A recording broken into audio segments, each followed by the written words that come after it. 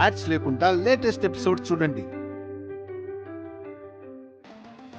జరిగింది విడిచిపెట్టు. ఇప్పుడు మూతపడ్డ ఆ నాగవల్లి నోరు మళ్ళీ తెరుచుకునే రోజు వస్తుంది.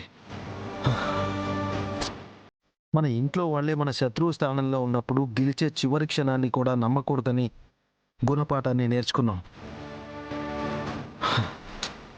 అత్తయ్య ఈ ఇంటి మనిషి అయినా తనకి మీ అమ్మ మీదున్న ద్వేషం మన బంధాన్ని విడదీయాలనే లక్ష్యమే ముఖ్యమైపోయింది. పర్వాలేదు, జీవితంలో ఏ పాఠం వృధాగా పోదు. గుచ్చిన ప్రతి బాణం ఓ కొత్త దారికి దిక్సూచిగానే ఉపయోగపడుతుంది.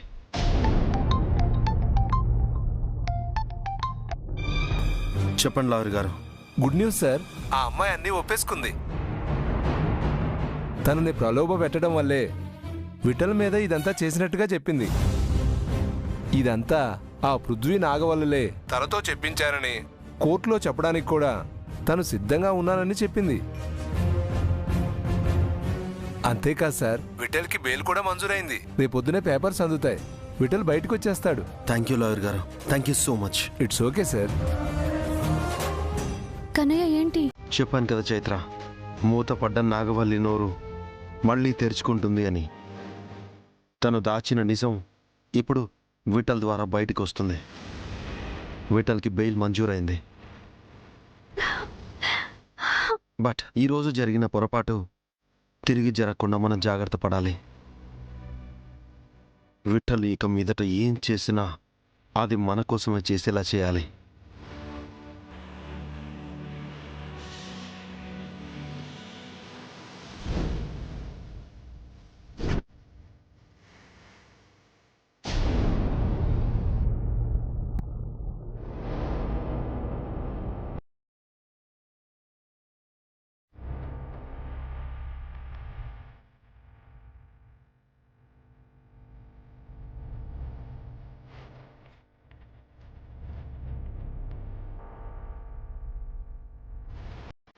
టేస్ట్ కోసం సాల్ట్.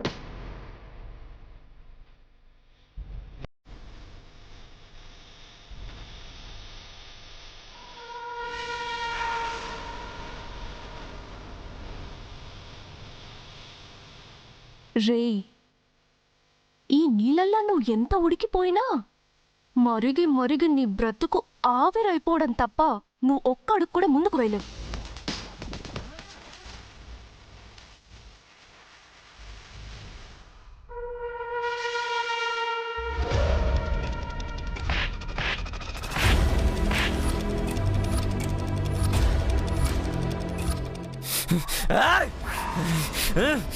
పృథ్వీ ఆగు.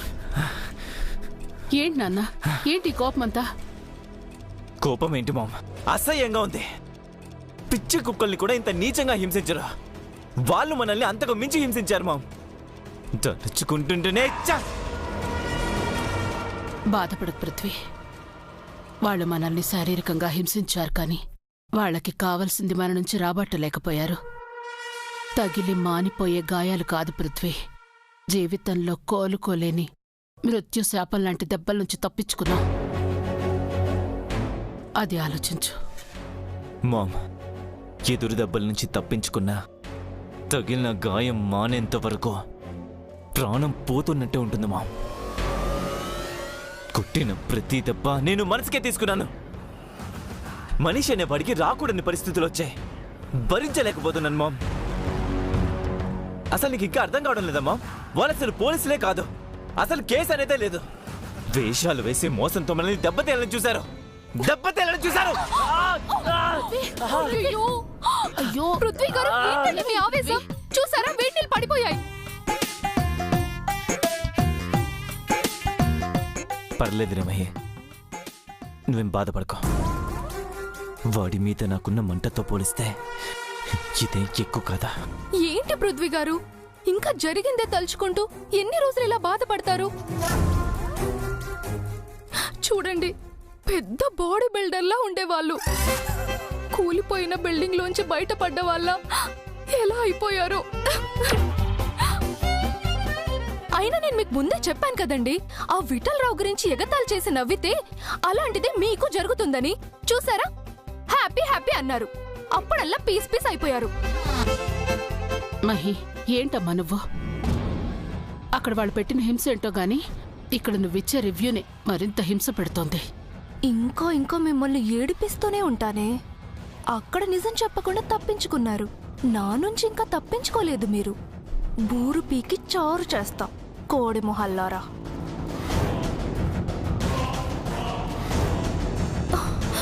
పృథ్వీ గారు, అలా తిరిగి చొక్కా విప్పి పడుకోండి, కాపడం పెడతాను. ఈ గాయాలు కుదురుకోవడానికి ఎంత సమయం పడుతుందో ఏంటో. అయినా సరే, పవిత్ర బంధంలో సౌందర్యలాగా నా పతి సేవలతో మిమ్మల్ని రిపేర్ చేసి నా సౌభాగ్యాన్ని కాపాడుకుంటాను. ఇదే నా ఆన. పృథ్వీ, ఏమైందిరా? మంట మంట. మహి, ఈ క్లాత్ తీ.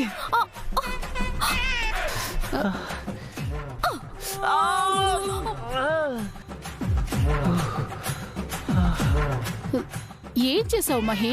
ఉప్పు నీళ్ళతో కాపడం పెడుతున్నానా ఆంటీ? పచ్చి గాయాల మీద ఉప్పు నీళ్ళతో కాపడం ఏంటమ్మా? ఉప్పు యాంటీసెప్టిక్ కదా ఆంటీ. వాళ్ళ కొట్టిన దెబ్బలు తగ్గాలంటే ఎందుకైనా మంచిది ఈ మాత్రం ఉండాలని ముందు జాగ్రత్తగా తెచ్చాను. నీ ముందు జాగ్రత్త తగలయ్యా. ఉప్పు పత్రేసావు కదే. అమ్మా మంట. నీ పతి సేవతో నిన్న ప్రాణం తీసేలా ఉన్నావు కదే నువ్వు. పృథ్వీ గారు, అంత మాట అనకండి. మీ ప్రాణాల్ని అంత ఈజీగా పోనిస్తానా?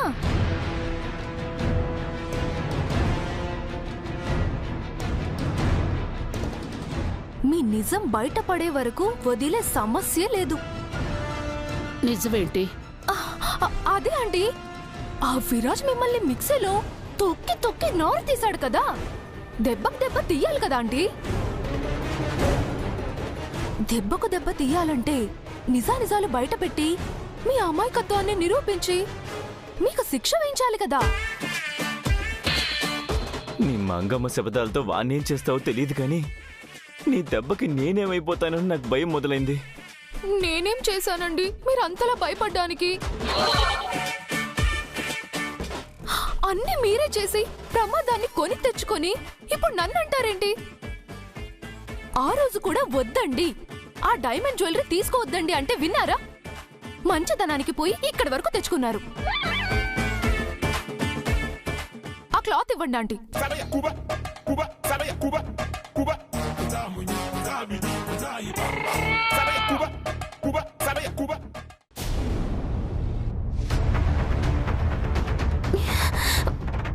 ఆనంద్ గారు, డోర్ ఓపెన్ చేయండి. ఆనంద్ గారు, ఆనంద్ గారు, నేనేంటి గదిలో ఉన్నాను? ఏ పబ్బులోన రేవ్ పార్టీలో ఉన్నాను అనుకున్నావా? ఆనంద్ గారు, ఎందుకలా మాట్లాడుతున్నారు? ఇంకెలా మాట్లాడు స్మైలీ? ఎలా మాట్లాడు?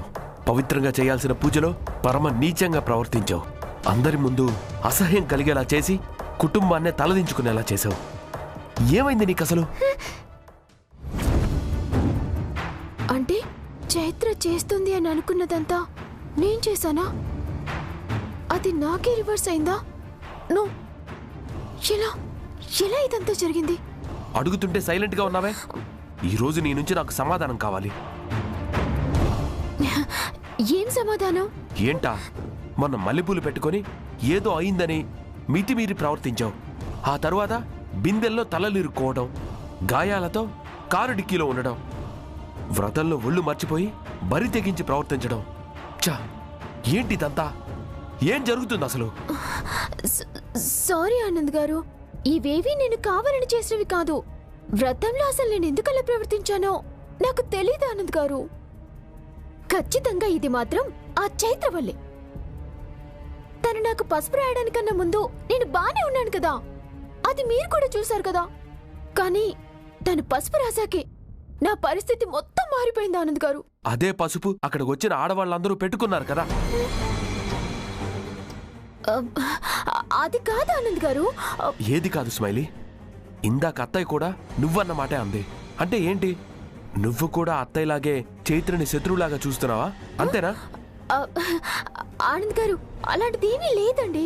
చూడు, నీ మనసులో ఏముందో నాకు తెలీదు, కానీ నా మనసుకు విరుద్ధంగా నా భార్య ఉండటం నేను ఒప్పుకోను. చైత్ర గురించి, విరాజ్ గురించి ఈ ఇంట్లో అందరికంటే ఎక్కువ నాకే తెలుసు. నా అనుమానం నిజమై విరాజ్ చైత్రలను విడదీసే ప్రయత్నంలో అత్తయ్యతో పాటు నువ్వు ఉన్నావని నాకు తెలిసిందో, ఆ తరువాత నా జీవితంలో నువ్వు ఉండవని గుర్తుపెట్టుకో. ఏంటండి, ఏంటి మాటలు? మాటలు కాదు స్మైలీ, నాలో మరో కోణాన్ని చూడాలని ట్రై చెయ్యొద్దని చెప్తున్నా. స్మైలీ, జీవిత భాగస్వామి అంటే జీవితాంతం ఒకే చోట ఇంట్లో కలిసి ఉండటం కాదు, ఒకే గుండె చప్పుడై ఒకే ఆలోచనతో ఒకరినొకరు అర్థం చేసుకొని బ్రతకడం, ఒకరి కోసం ఒకరు బ్రతకడం, చైత్ర విరాజ్లా బ్రతకడం. నువ్వు నా జీవిత భాగస్వామి అనే నమ్ముతున్నాను. నా ఆలోచనని అర్థం చేసుకుంటావనే కోరుకుంటున్నాను. నీకిదివరకే చెప్పాను స్మైలీ, నా తమ్ముడి జీవితంలో ఉన్న అడ్డం తొలగించడమే నా ముందున్న కర్తవ్యం అని. కానీ దానిని మీరి మరోలా ప్రవర్తిస్తే మాత్రం నేను క్షమించను. ఆ తరువాత పర్యవసానాన్ని ఊహించవు స్మైలీ. ఆనంద్ గారు, చైత్ర ఎంత దెబ్బతీసావి నన్ను. ఎప్పుడు ప్రేమగా మాట్లాడి నా మొగుడి చేత మొదటిసారి ద్వేషంతో మాట్లాడేలా చేశావు. వదల్లా, నిన్ను మాత్రం వదల్లా. ఏంటి స్మైలీ, ఆనంద్ ఏదో అంటున్నట్టున్నాడు? మళ్ళీ ఏమైనా నీ చంపగాని పగలగొట్టాడా ఏంటి?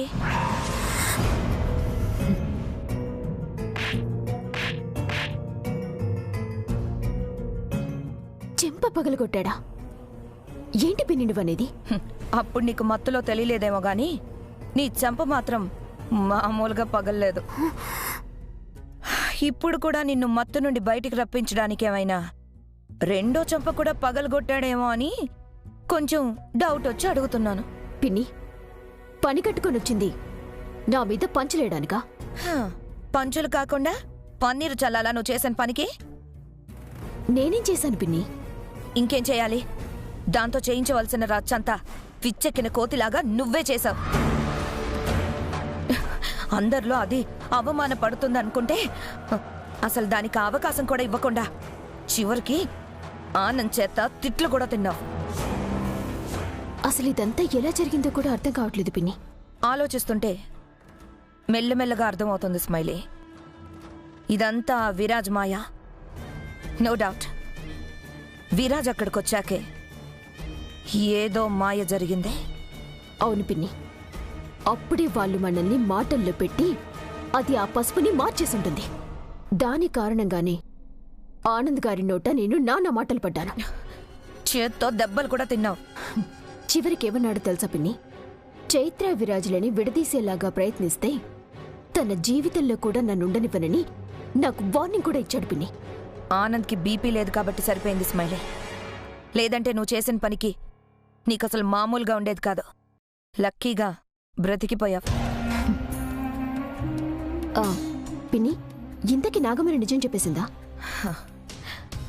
ఆ ఒక్క విషయంలో మాత్రం మనం ఓడిపోలేదు స్మైలీ. పిన్ని, అవును, నాగవల్లిని నిజం చెప్పనివ్వకుండా నేను చేయవలసిందంతా చేసి ఆ ప్రమాదాన్ని ఆపేశాను. నువ్వు గ్రేట్ పిన్ని.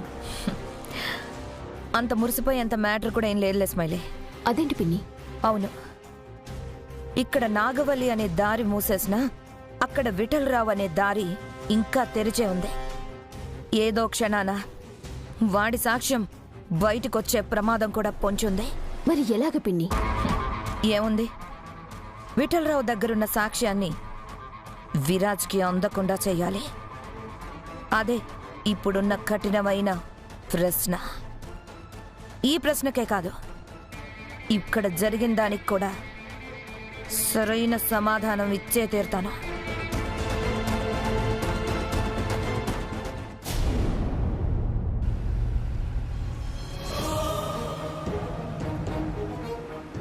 ఏంటి కన్నయ్య ఇది? మీ హంసత్తయ్య సరైన సమయం చూసి ఆ నాగవల్లిని నిజం చెప్పకుండా డైవర్ట్ చేసింది. పృథ్వీని కూడా కాపాడింది. ఈరోజు విఠలరావు ఇస్తానన్న సాక్ష్యాలను తారుమారు చేయటానికి పన్నాగాలు పన్నింది. ఏదో చాలా టెన్షన్గా ఉంది కన్నయ్య. ఈ పాటికి అక్కడ ఏం జరుగుంటుందో ఏమో. ఛ, నా మనసులో లేదు. మనం తప్పు చేశామేమో చైత్ర. ఆ విఠల్ పోలీస్ స్టేషన్ నుంచి బయటికి రాకముందే సాక్ష్యాల్ని మనం హ్యాండ్ ఓవర్ చేసుకోవాల్సిందే. కానీ ఒక్కటి మాత్రం అనిపిస్తుంది చైత్ర, వాడు వాళ్ళ మాటల్ని నమ్మి మనల్ని మోసం చేయాలని ఎప్పుడైనా అనుకుంటే వాడు ప్రాబ్లం నుంచి బయటపడడానికి మనం తప్ప వేరే ఎవరూ లేరు అని వాడికి అర్థమవ్వాలి. తను చేసిన తప్పుకి పశ్చాత్తాపంతో అయినా రియలైజ్ అవ్వాలి వాడు. అప్పుడే చైత్ర మనం అనుకున్నది చేయగలం. ఆ ఒక్క నమ్మకం ఉంటుంది కదా కన్నయ్య. మానవ ప్రయత్నం.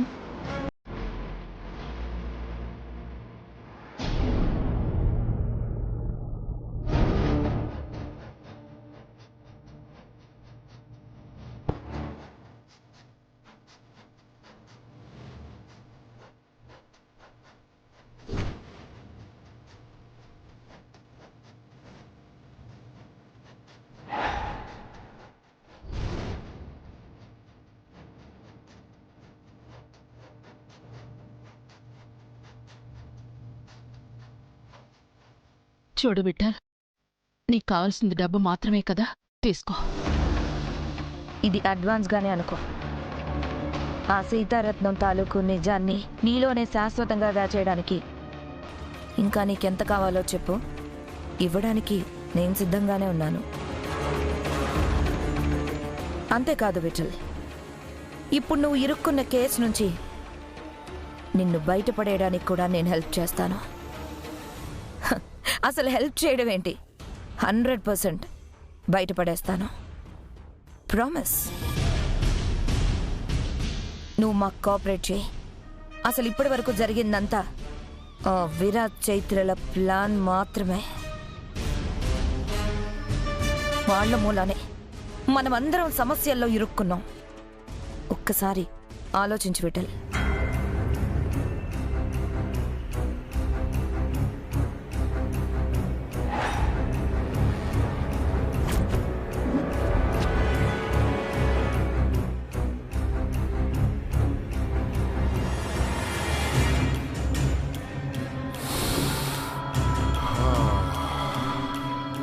ప్రపంచంలోనే అతి మధురమైన సువాసన.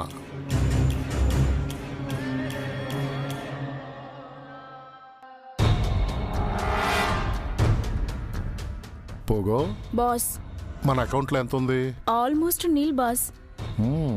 నిల్లా? అవును బాస్. పోలీసులు గంటకి 1,00,000 తీసుకున్నారు కదా. So PT. విఠల్, అంత పిటి ఏం ఫీల్ అవ్వక్కర్లేదు. మళ్ళీ ఈ డబ్బుతో నీ అకౌంట్ ఫుల్ అయిపోతుంది కదా. అయినా నువ్వు చేయాల్సిందేమీ చాలా పెద్ద పనేం కాదు కదా.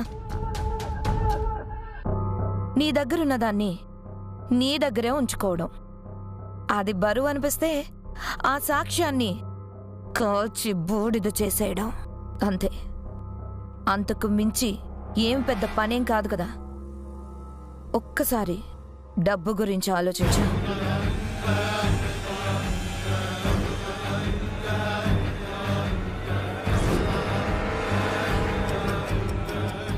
ఎప్పటికీ ఆ సీతారత్నం చెడిన మనిషిగా మాత్రమే మిగులుండాలి.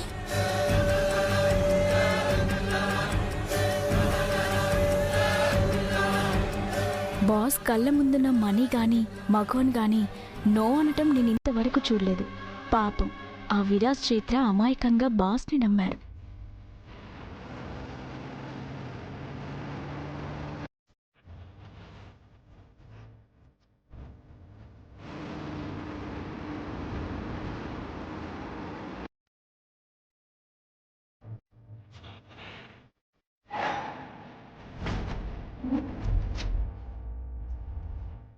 పోగో బాస్, సూట్ కేసుని క్లోజ్ చేసేసి.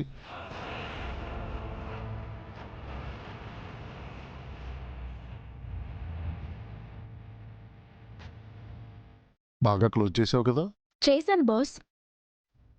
తీసుకెళ్ళి లోపల పెట్టమంటారా? కాదు, మేడం గారి కారు దగ్గర పెట్టేశాయి.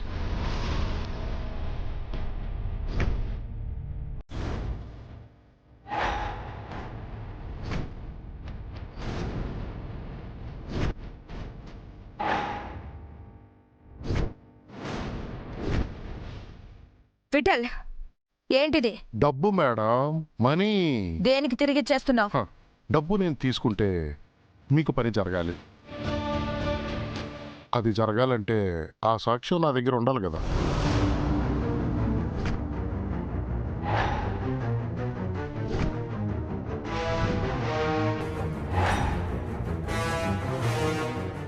ఏమైంది? ఆ సాక్ష్యం ఏమైంది? విరాజ్ చైత్రలకి ఎప్పుడో ఇచ్చేశాను కదా.